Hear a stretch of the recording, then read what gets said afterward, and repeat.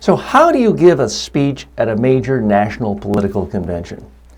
For many politicians, this is the hardest speech of their career because the stakes are so much higher, there's so much more pressure, the audience is so much bigger.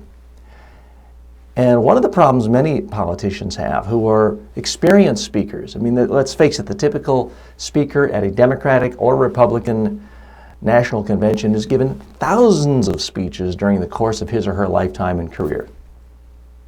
And yet you still see seasoned speakers get up there and all of a sudden they sound like this. They are monotone and wooden and stiff and speaking at the same. Why is that?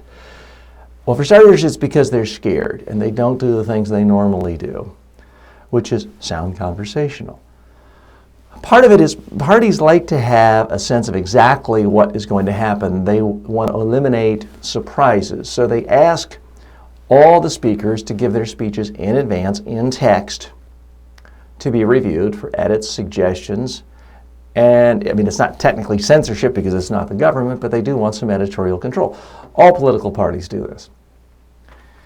And what happens is people are now reading in front of a teleprompter, whereas they're a typical politician often speaking without notes, or they're looking at a script that they glance down with occasionally, but they're able to focus on their audience. So this takes them out of their comfort zone.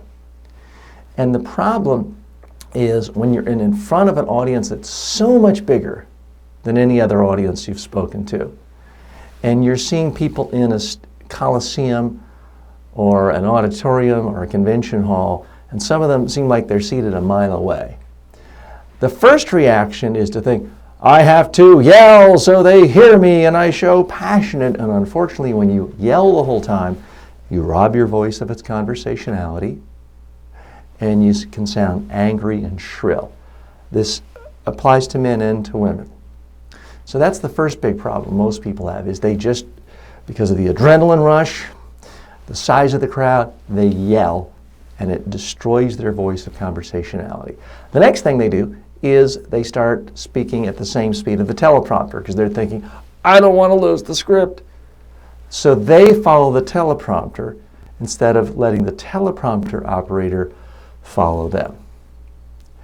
Here are the keys. Some of you have heard me say this before, but the keys to reading a teleprompter successfully is sometimes you have to go a little faster, sometimes a little slower, sometimes louder, sometimes softer.